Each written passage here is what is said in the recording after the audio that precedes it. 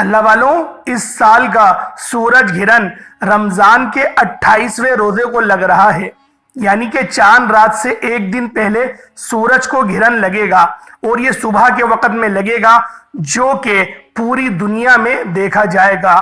8 April پیر کے دن یہ ہوگا۔ اس کا انتہائی وقت، اس کا شروعاتی وقت اور اس کا اختتام، ایک ایک نقطہ، ایک ایک چیز بتاؤں گا۔ رمضان المبارک میں سورج گرہن قیامت کی نشانی مانی جا رہی ہے۔ رب کریم رمضان کے مہینے میں اپنی نشانیوں کو ظاہر کرتے ہیں، جس میں سے 400 سال کے بعد رمضان میں سورج کو گرہن لگ رہا ہے۔ اللہ والوں، اس کے علاوہ بہت ساری ایسی باتیں سننے میں آ رہی ہیں جو میں آپ کو بتاؤں گا بالکل ڈیٹیل میں، ان کا لیکن حقیقت سے کوئی تعلق نہیں، وہ صرف قصے کہانیوں والی باتیں ہیں۔ اللہ والوں، تائیوان میں جو زلزلہ آیا، اس زلزلے کو قیامت کی نشانی میں سے ایک نشانی کہا جا رہا ہے۔ جس طرح سے نبی پاک صلی اللہ علیہ وآلہ وسلم کی احادیث کا اگر میں خلاصہ کروں آپ کے آگے، وہ حدیث رکھوں، تو اس حدیث کے اندر نبی پاک صلی اللہ علیہ وآلہ وسلم نے ارشاد فرمایا کہ جو قیامت سے پہلے کا رمضان ہوگا، یعنی آخری رمضان المبارک ہوگا، اس رمضان المبارک کو طرح طرح کے ممالکوں میں زلزلے ریکارڈ کیے جائیں گے، زلزلے آئیں گے۔ اور اس کے علاوہ تائیوان کے ممالک میں ابھی آپ دیکھتے ہیں کہ تائیوان کا کیا حشر ہو گیا، حالانکہ ان لوگوں نے زلزلے پروف عمارتیں بنائی تھیں، لیکن پھر بھی اتنا خطرناک زلزلہ آیا کہ بلڈنگ کی بلڈنگ تباہ اور برباد ہو گئی اور ملک کا ناس پیٹ گیا۔ اللہ والوں، اس بات کے اس کے اندر اگر زمرے کے اندر لے کر جائیں اس احادیث کو تو یہ فٹ نہیں ہوتی، اور اس کے علاوہ نبی پاک صلی اللہ علیہ وآلہ وسلم کی اس احادیث پہ اگر نظر ثانی کریں تو اس احادیث کے اندر نبی پاک نے ایک اور شک بیان کری۔ اس کے اندر یہ تھا کہ رمضان کے مہینے میں ایک تیز دار اور بالکل اسپیڈ والی ایک آواز گونجے گی جو ہر بندے کو سنائی دے گی، جس کو سننے کے بعد 72,000 لوگ کم و بیش بہرے ہو جائیں گے، اتنے ہی اندھے ہو جائیں گے اور اتنے ہی بھیوش بھی ہو جائیں گے۔ ایسی کوئی آواز رمضان المبارک کے مہینے میں سننے میں نہیں آئی۔ اللہ والوں، اور سورج گرہن کا بھی بتایا جا رہا تھا کہ اس رمضان میں سورج گرہن اور چاند کو بھی گرہن لگے گا، تو لہذا کچھ دن پہلے 13 دن پہلے آج سے چاند کو بھی گرہن لگا ہے اور آج جو ہے وہ سورج کو گرہن لگنے جا رہا ہے۔ اللہ والوں، یہ قیامت کی نشانیوں میں سے ایک نشانی مانا جا رہی ہے، لیکن اس کے اوپر اگر ہم لوگ انگلش ممالک کا جائزہ لیں، امریکہ کا یا اسرائیل کا جائزہ لیں، تو وہ بھی اس بات کا انکشاف کر رہے ہیں کہ ہمارے ملکوں کو شدید خطرہ ہے۔ اللہ والوں، یہ بات بہت حد تک کہ ٹھیک ہے کہ ان کے ممالکوں کو خطرہ ہے، کیونکہ جو سورج کو گرہن لگے گا وہ خونی سورج گرہن کہا جا رہا ہے، کالا اور دجالی سورج گرہن کا اس کو نام دیا جا رہا ہے۔ لیکن ایسی کوئی بات نہیں ہے، البتہ وہ سورج گرہن یورپ کے ممالکوں میں سب سے زیادہ ریکارڈ کیا جائے گا بنسبت ایشیا کے بر صغیر کے اندر۔ جس ممالک میں ہم لوگ رہتے ہیں جیسے انڈیا ہے، پاکستان ہے، اس کے اندر دیکھا ضرور جائے گا، لیکن بہت کم اس کی شعائیں اس طرف آئیں گی، لیکن جو زیادہ شعائیں جائیں گی وہ یورپ کنٹریز کی طرف جائیں گی۔ اس لیے وہاں پر زلزلے کی بہت زیادہ پیشن گوئیاں سائنسدان کر رہے ہیں۔ لیکن حال ہی میں اگر جائزہ لیں تو اسرائیل نے جو اس سیریا پر حملہ کرا ہے، عراق کے ممالک پر حملہ کرا ہے، جس کے بہاف پر ان کے کوئی 1 یا 2 بریگیڈیئر بھی انتقال فرما گئے اور اس کے علاوہ کچھ سپاہی بھی زخمی ہو گئے ہیں۔ اللہ والوں، اس کی مذمت میں اس سے ڈرتے ہوئے انہوں نے ایک بیان کو بھی جاری کرا، وہ بیان میں آپ کے آگے رکھ دیتا ہوں۔ انہوں نے یہ بات کہی ہے کہ ہم نے تقریباً 28 کے قریب ممالک میں موجود اپنی ایمبیسیز کو خالی کروا لیا ہے۔ اسرائیل کو اس وقت ڈر ہے کہ ایران ان کے کسی بھی سفارش خانے پر حملہ کرے گا، سیریا میں ہونے والے حملے کا بدلہ لے سکتا ہے، اور اس کی جو ہے تائید امریکہ بھی کر رہا ہے کہ اسرائیل کو وارننگ دی جا رہی ہے بار بار کہ ایران کسی بھی وقت تم پر حملہ کرے گا، ڈرون سے کرے گا اور میزائلوں کے ساتھ حملہ کر سکتا ہے، اور یہ حملہ رمضان المبارک کے اختتام پر ہی ہوگا، لیکن رمضان کے مہینے کے اندر ہی ہوگا، تو لہذا رمضان کو ختم ہونے میں 2 یا 3 دن ہی باقی بچے ہیں۔ تو جو وہاں کے صدر ہیں نیوٹن ہیلو، ایران کے میزائلوں سے بہت زیادہ خوف زدہ ہیں کہ انہوں نے ایک ویڈیو پیغام بھی جاری کیا ہے جس میں انہوں نے کہا ہے کہ اگر کسی نے بھی اسرائیل پر حملہ کیا تو اس کے خلاف سخت کارروائی کی جائے گی. یعنی ایک طرح سے وہ لوگ ہاتھ جوڑ کر گزارش کر رہے ہیں کہ ہم سے جو غلطی ہو گئی اس کی ہم پر معافی دے دی جائے, اور ہم بہت زیادہ خوفزدہ ہیں. اور ان کے جو ممالک والے ہیں انہوں نے اپنے بینکوں سے پیسے نکالنا بھی شروع کر دیے ہیں. یہ میں اسرائیل کی خبر بتا رہا ہوں. انہوں نے اپنی جیب میں سے اپنے بینکوں میں سے پیسے بھی نکالنا شروع کر دیے ہیں اور کھانے بھی اسٹور کرنا شروع کر دیے ہیں, کیونکہ جو ان کے ممالک والوں نے غلطیاں کری ہیں, جس طرح فلسطین میں قتل و غارت ہوا, غازہ میں قتل و غارت ہوا, اور اس کی مذمت میں جب مسلمان کا ایک ملک حماس اور ایران یہ کھڑے ہوئے تو انہوں نے ایران کو بھی اب نشانہ بنا دیا ہے. لیکن ایران سخت جو ہے کارروائی کے ابھی دوہرائے کے اوپر کھڑا ہے, لیکن یہ لوگ سورج گرہن کی آڑ کے اندر اپنے ملک کو سیو کر رہے ہیں اور اپنے آپ کو چھپا رہے ہیں, اپنے ڈر کا اظہار نہیں کر رہے کہ ہمیں ان سے ڈر بہت زیادہ لگ رہا ہے.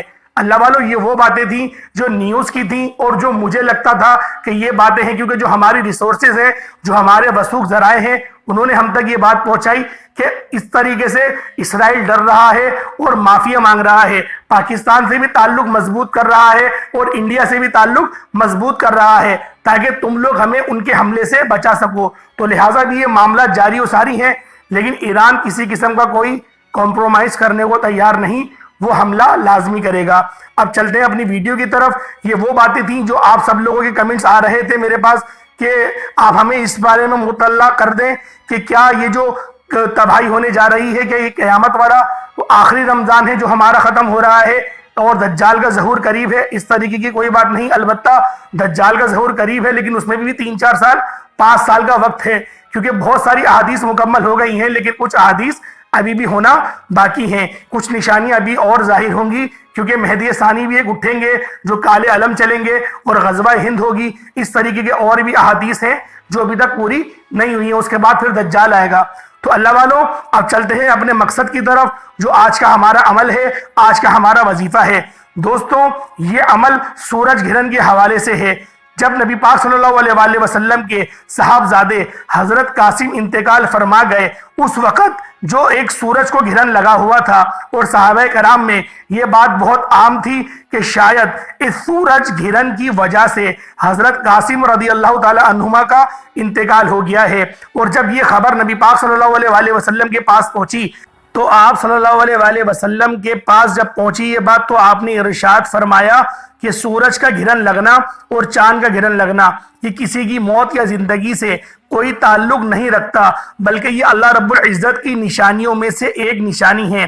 تو دوستوں, بھائیوں اور بہنوں, سورج گرہن کے وقت اور چاند گرہن کے وقت بہت سے ایسی کہانیاں سنائی جاتی ہیں جن کا اسلام کے ساتھ دور دور تک کے کوئی تعلق نہیں, اور بعض چینل والے اس چیز کو شائع کر رہے ہیں کہ 400 سال بعد رمضان میں جو سورج گرہن آ رہا ہے, سورج گرہن لگ رہا ہے, ان میں حاملہ عورتیں ہیں ان کو باہر نہیں نکلنا چاہیے, اور جو کم سن عمر بچے ہیں, جو نابالغ بچے ہیں, ان کو بھی باہر نہیں نکالیں, کہیں ایسا نہ ہو کہ وہ بچے اندھے ہو جائیں اور جو حاملہ عورتیں ہیں ان کے حمل گر جائیں اور بچوں کو نقصان پہنچ جائے, یا پیٹ میں پل رہے بچے کے ہاتھ یا پھر کوئی اعضا کٹ جائیں, اور اس کے علاوہ دیگر بلائیں ان سے چمٹ جائیں, آپ پاگل ہو جائیں, آپ کی دماغ کا جو سنتلن ہے وہ بگڑ جائے. اس طریقے کی بہت ساری ویڈیو بنا رہے ہیں, لیکن اللہ والوں, میں آپ لوگوں سے ہاتھ جوڑ کر گزارش کروں گا اس معاملے میں کہ اسلام کا اس سے کوئی تعلق نہیں, احادیث میں کچھ نہیں ملا. ہماری بھی طویل اس کے اوپر ریسرچ ہوتی ہے, ہماری بھی شب و روز جو ہے وہ کتابوں کے ساتھ گزرتی ہے. ہم نے آج تک کبھی بھی نبی پاک صلی اللہ علیہ وآلہ وسلم کی کسی احادیث میں, کسی اکابرین کے اقوال میں, کسی صحابہ کرام کے اقوال میں, مولا علی شیر خدا کے فرمان رحمت نشان میں کہیں بھی ہمیں اس طریقے کی کوئی بات نہیں ملی. البتہ جو باتیں ملی ہم نے وہ سب آپ کے آگے کھول کے رکھ دی. اللہ والوں, لہذا کسی وسوسے میں نہیں پڑنا. البتہ جب سورج کو گرہن لگتا ہے تو اس وقت ایسی کچھ شعاعیں بنتی ہیں, کیونکہ ایک لائن میں سورج بھی آ جاتا ہے اور اس کے پھر پیچھے کی طرف چاند آ جاتا ہے اور آگے کی طرف زمین آ جاتی ہے. تو یہ ہوتا ہے اس کی وجہ سے کہ ان دونوں چیزوں سے ٹکرا کر روشنی ہم تک پہنچتی ہے تو وہ شعاعیں بہت الگ ہوتی ہیں. جو روزانہ دھوپ ہم لوگ برداشت کرتے ہیں، جو ہماری باڈی فزکس ہے، جس دھوپ کو وہ روزانہ ایبزارو کرتی ہے، اس سے کچھ ہٹ کر دھوپ ہمارے پاس آتی ہے.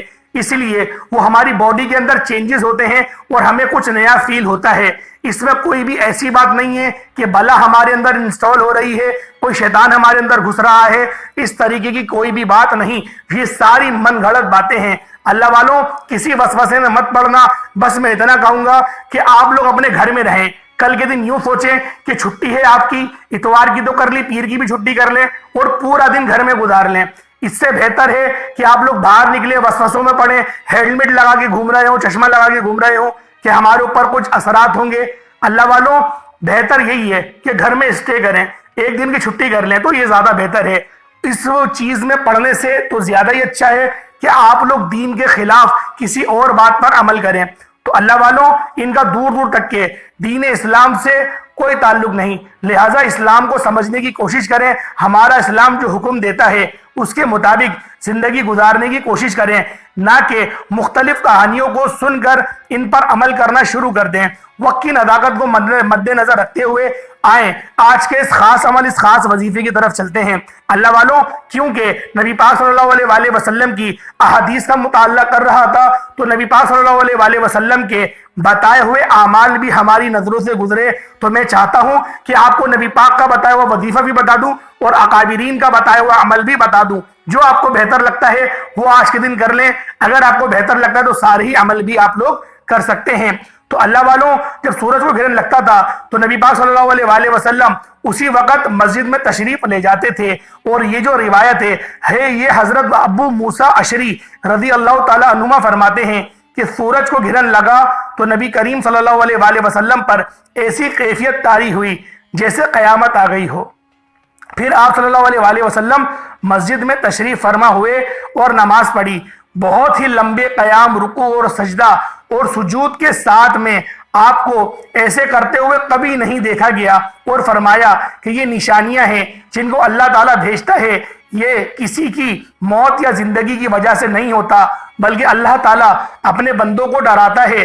جب تم ایسی کوئی بات دیکھو تو اللہ کے ذکر، دعا اور استغفار کی طرف دوڑا کرو. تو دوستوں، بھائیوں اور بہنوں، اس سے ثابت ہوا کہ جب بھی سورج کو گرہن لگے گا یا پھر چاند کو گرہن لگے گا تو ہمیں کیا اعمال کرنے چاہیے اور کس طریقے سے کرنے چاہیے. جب سورج گرہن لگے تو آپ نماز کسوف ادا کریں، یعنی کہ 2 رکعت نماز نفل پڑھیں. اور جب چاند گرہن لگے تو نماز خسوف ادا کریں، یعنی کہ اس وقت بھی 2 نوافل پڑھیں. 2 نوافل کی نیت آپ نے ویسے ہی کرنی ہے جیسے آپ دوسرے نوافل پڑھتے ہیں. پہلی رکعت میں بھی سورۃ الفاتحہ کے بعد آپ کوئی سی بھی سورہ مبارکہ پڑھ سکتے ہیں اور دوسری رکعت میں بھی آپ سورۃ الفاتحہ کے بعد کوئی سی بھی سورت پڑھ سکتے ہیں. سورہ مبارکہ کوئی بھی پڑھے، کوئی حرج نہیں، کیونکہ نبی پاک صلی اللہ علیہ وآلہ وسلم کا صرف اتنا ہی فرمان رحمت نشان تھا کہ آپ لوگ 2 نفل پڑھیں اور نماز قصوف آپ لوگوں نے ادا کرنی ہے. تو اللہ والوں، جو نماز قصوف ہے 2 نفل پڑھیں، 4 پڑھیں، 6 پڑھیں، وہ آپ کی مرضی ہے. نبی پاک صلی اللہ علیہ وآلہ وسلم نے 2 نوافل پڑھے تھے، وہ میں نے آپ کے آگے رکھ دی ہے. لیکن وہ 2 نوافل اتنے طویل تھے کہ صحابہ کرام بتاتے ہیں کہ ہم نے کبھی بھی نبی پاک کو اتنا لمبا سجدہ، اتنا لمبا قیام کرتے ہوئے نہیں پایا. تو اللہ والوں، آپ لوگوں نے نماز قصوف ادا کرنی ہے اور اس کے بعد جب نماز قصوف ادا کر دیں پھر آپ لوگوں نے استغفار کرنا ہے. اللہ والوں، استغفار کوئی سا بھی کر سکتے ہیں. اپنی آنکھوں کو بند کریں. آنکھوں کو بند کرنے کے بعد آپ لوگ استغفر اللہ کی پوری ایک تسبیح پڑھ لیں. اللہ والوں، جب استغفار آپ لوگ پڑھ لیں اس کے بعد پھر آپ لوگوں نے کیا کرنا ہے، اب آپ لوگوں نے مصلی پر بیٹھے بیٹھے نبی پاک صلی اللہ علیہ وآلہ وسلم کی ذات پاک پہ درود پاک پڑھنا ہے. درود پاک کوئی سا بھی پڑھ سکتے ہیں. آپ صلی اللہ علیہ محمد پڑھ لیں، آپ صلی اللہ علیہ وآلہ وسلم پڑھ لیں، یا پھر آپ نماز والا درود ابراہیمی پڑھ لیں. اللہ والوں، جب آپ لوگ درود پاک پڑھ لیں اس کے بعد فوراً سے اپنے مقصد کی نیت کریں، جو بھی آپ کا مقصد ہے. اگر آپ لوگ ویسے جو جہنم کا عشرہ ہے، جہنم کی آگ سے حفاظت کا، تو آپ لوگوں نے جہنم کی آگ سے پناہ کے لیے بھی دعا کرنی ہے، حاجت کرنی ہے. اور اس کے علاوہ دیگر آپ کے کوئی بھی مقصد ہیں ان کو آپ لوگ ذہن میں رکھیں اس کے بعد فوری طور پہ اعوذ باللہ من الشیطان الرجیم بسم اللہ الرحمن الرحیم پڑھ کر وظیفے کا آغاز کر دیں۔ اللہ والوں، پہلے نمبر پر جو آپ لوگوں نے عمل کرنا ہے وہ اللہ اکبر کا وظیفہ ہے۔ اللہ اکبر، اللہ اکبر، اللہ اکبر۔ اللہ والوں، یہ اللہ اکبر اللہ پاک کی بڑائی بیان کرنی ہے۔ جب اللہ پاک غضب فرماتا ہے اور بندہ جب اللہ پاک سے پہلے استغفار کرے گا، نمازیں پڑھے گا، اور اس کے بعد جب اللہ اکبر کرے گا، اللہ پاک کی بڑائی بیان کرے گا، اللہ پاک کی عظمت کو بیان کرے گا، اللہ پاک کا جو جلال ہے پھر وہ رحمت میں بن جائے گا۔ اللہ والوں، نبی پاک کی حدیث ہے کہ نبی پاک نے فرمایا کہ اللہ پاک کا جو عذاب ہے وہ رب کی رحمت کے اوپر غالب ہے۔ رب کی رحمت بہت زیادہ ہے، رب کا عذاب اتنا نہیں۔ تو اس لیے جب آپ لوگ اللہ پاک سے اللہ پاک کے فضل کو طلب کریں گے، اللہ پاک سے اللہ پاک کی رحمت کو طلب کریں گے، تو انشاءاللہ العزیز آپ کو بالخصوص اللہ پاک کی رحمت نظر آئے گی اور آپ کو ملے گی بھی۔ آپ لوگوں نے اللہ اکبر کی صرف ایک تسبیح پڑھنی ہے، لیکن آپ نے آرام آرام سے، دھیان سے، جلد بازی میں نہیں پڑھنی۔ اللہ اکبر ایک بار ہو گیا، اللہ اکبر دو بار ہو گیا، اللہ اکبر تین بار ہو گیا۔ اس طریقے سے آپ لوگوں نے اللہ اکبر کو ہاتھوں کی انگلیوں پر پڑھ لیں، تسبیح کے دانوں پر پڑھ لیں، صرف اور صرف 100 مرتبہ پڑھنا ہے۔ جب 100 مرتبہ آپ لوگ اس کو پڑھ لیں، اس کے بعد اب آپ لوگوں نے دوسرے نمبر پہ کیا پڑھنا ہے؟ اب آپ لوگوں نے دوسرے نمبر پہ کون سا وظیفہ پڑھنا ہے؟ اللہ والوں، یہ عمل کلمہ شریف کا ہے۔ جب بندہ پڑھتا ہے لا الہ الا اللہ محمد رسول اللہ، تو اللہ پاک کی ذات بہت راضی ہوتی ہے، کیونکہ یہ اللہ پاک کے پسندیدہ کلمات ہیں۔ یہ وہ کلمات ہیں کہ جب کوئی کافر پڑھتا ہے تو اللہ پاک اسے دار اسلام میں داخل فرما لیتے ہیں اور اس کے پچھلے تمام گناہوں کو معاف فرما دیتے ہیں، چاہے وہ پوری زندگی شراب پیتے ہوئے ہی کیوں نہ گزاری ہو اس نے۔ اللہ پاک اس کی زندگی کو، پچھلی زندگی کے گناہوں کو معاف فرما دیتے ہیں۔ اللہ والوں، یہ ایک کافر کے لیے انعامات ہیں۔ تو سوچیں، مسلمان کے لیے جو اللہ پاک کی دن رات عبادت کرتے ہیں، اللہ پاک کے احکاموں کی پیروی کرتے ہیں، بت پرستش سے بچتے ہیں، شرک سے بچتے ہیں، اللہ پاک کے قرآن کو، کلام کو پڑھتے ہیں، جب وہ لوگ لا الہ الا اللہ محمد رسول اللہ پڑھیں گے تو سوچیں کتنے زیادہ ہم لوگوں کو فیض و برکات حاصل ہوں گے، اللہ پاک کی ذات بھی راضی ہوگی۔ آپ نے 100 مرتبہ ایک پوری تسبیح آپ لوگوں نے لا الہ الا اللہ محمد رسول اللہ کی پڑھنی ہے۔ جب آپ لوگ لا الہ الا اللہ محمد رسول اللہ کی ایک تسبیح پڑھ لیں، اس کے بعد اب آپ لوگوں نے سورۃ الفاتحہ پڑھنی ہے۔ اللہ والوں، یہ سورۃ ام الکتاب ہے۔ اس سورت کو پڑھنے والا کبھی بھی خالی ہاتھ نہیں رہتا۔